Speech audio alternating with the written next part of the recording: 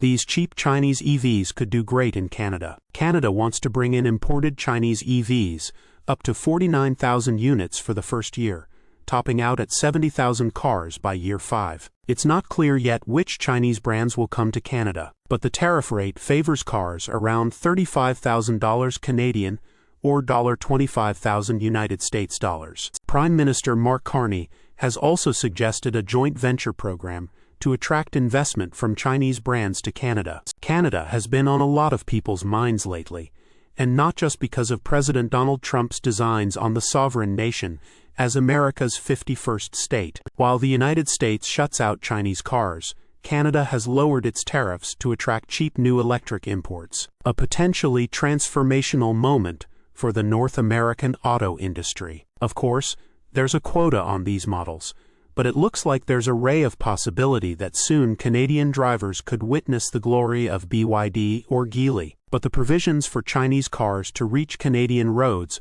are still a little vague. No one knows which brands or which cars could make it there. But we do know that the Canadian government favors EV imports that would cost under $35,000 CAD, or about $25,000 United States dollars. There are a lot of affordable choices from China's EV market that I think would be suitable for Canada. Historically, Canada's market has been very similar to the USA, but with a larger appetite for smaller cars and hatchbacks. Here is a handful of cars and crossovers that I think Canadians would be interested in. Call it the BYD Seagull, or the Dolphin Surf, or the Atto 1, or the Dolphin Mini. The name depends on where you live, but regardless of where it is in the world, the Seagull is an existential threat to Western auto brands for a reason. Once China's best-selling EV, only recently surpassed by the similarly sized and priced Geely Xingyuan, this $8,000 Chevy Spark EV-sized hatchback is making waves. I've driven one in China,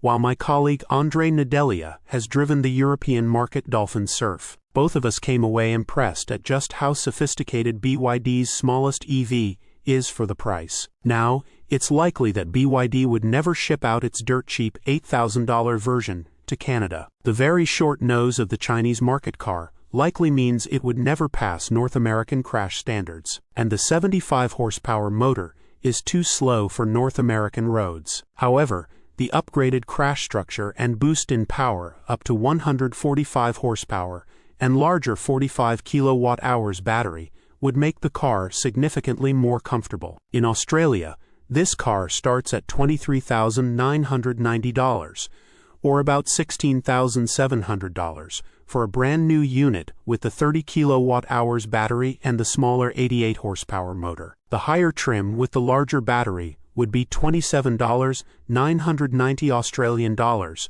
or just shy of $20,000. Why it would work in Canada? As I mentioned, Canadians are a little more apt to go for smaller cars than truck-loving Americans are. The Seagull decimates the competition everywhere it's sold because of its strong value for money and spacious packaging for such a small car. It's hard to imagine the same wouldn't be true north of the border. Xpeng Mona M03. The Mona M03 is a liftback sedan made by the car and tech startup Xpeng. Dimensionally, this car matches the Tesla Model 3 tit for tat, although it's not quite as complicated as Tesla's entry-level car. The Mona M03 is front-wheel drive only, and its smallest battery option is barely 50 kilowatt-hours. That simplicity does make it a lot cheaper than a comparable Tesla. A base-trim Mona M03 could be had in China for as little as $16,000. Even with inflated pricing often inherent with Chinese brands entering new markets in search of profits,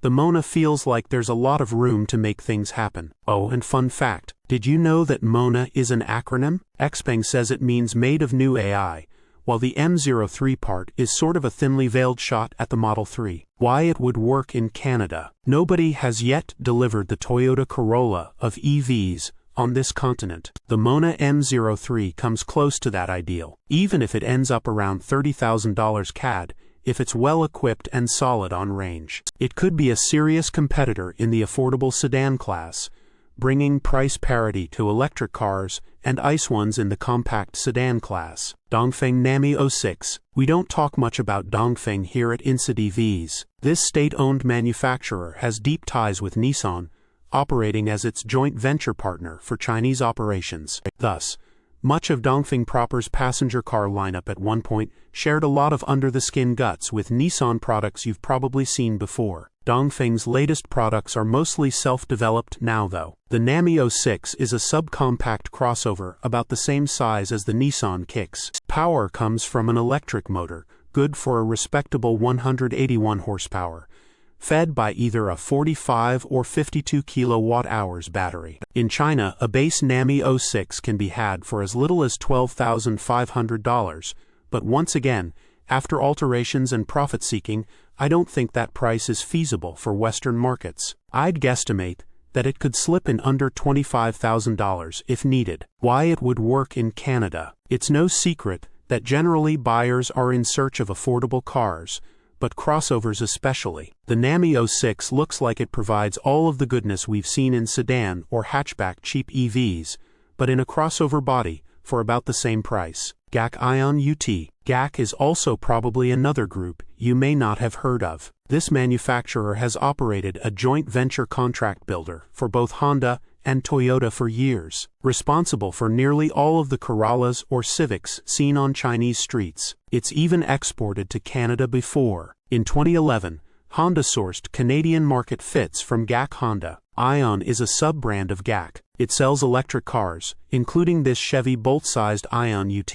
In China, the UT's battery can be as small as 35 kWh, but many export markets are getting a significantly larger 60 kilowatt-hours battery, feeding a 201 horsepower motor, turning the front wheels. This combination is currently on sale in Thailand for about $16,000. Why it would work in Canada. Although I've already nominated several small hatchbacks, the Ion UT's upgraded battery and motor seem very much akin to cars Canadians have already had and liked, like the Chevrolet Bolt EV. A small family hatchback with a sizable battery would be a great option, especially if it's priced cheaper than the Bolt EV. Leapmotor B10. Leapmotor has been a surprising rising star in China's car market. Prices are low, even for China, while value remains strong. The brand's success attracted the attention of Stellantis, which purchased a portion of Leapmotor and has used it partially to satiate its own electric car plans. The B10 is a smaller crossover than a Toyota RAV4,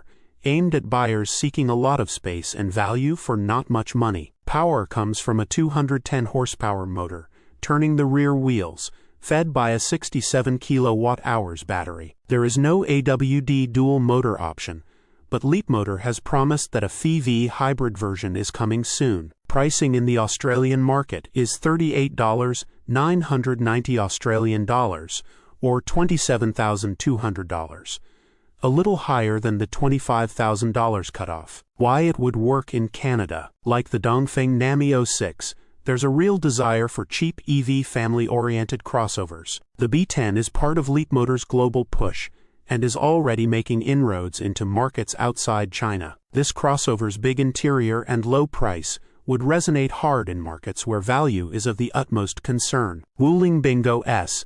There has been speculation that Canada's New Deal will simply result in existing manufacturers bringing over China-made versions of existing cars. That's boring. But if existing brands were to do this, I feel like it would be more akin to a captive import style situation, where brands bring over models from other semi-related brands and sell them under a familiar badge or name. And in this scenario, in comes the folks at General Motors. Like this, the Wuling Bingo S. Wuling is tangentially related to General Motors, forming the W part of the SAIC GM Wuling Joint Venture Alliance. SGMW's cars are often sold as MG or Chevrolet badged vehicles in markets like India or Mexico. This small hatchback may only have 101 horsepower and a maximum of 41.9 kilowatt-hours of battery, but its less than $10,000 base price means it's attractive. Of course, this car would likely need a lot of work to be able to pass Canadian crash standards, but the ability to potentially sell at existing GM dealerships could be a big draw. We reached out to GM Canada to see if something like this is in the cards, We will update this story if we hear back. Why it would work in Canada. Some analysts and experts we've spoken to are bullish about a joint venture situation with Chinese automakers in Canada. This car represents a prime example of what could be possible. It would take some doing, but imagine this thing with a Chevrolet badge, as other Wuling or SAIC models use in markets like China or India. That screams hit, or at least an easy way to get cheap EVs into Canadian driveways. China is really good at making cheap EVs for a lot of people. It was hard to whittle down to just a few choices. What about you? Is there a particular Chinese car you'd like to see on Canadian roads? Source: reposted and summarized from Kevin Williams at insideevs.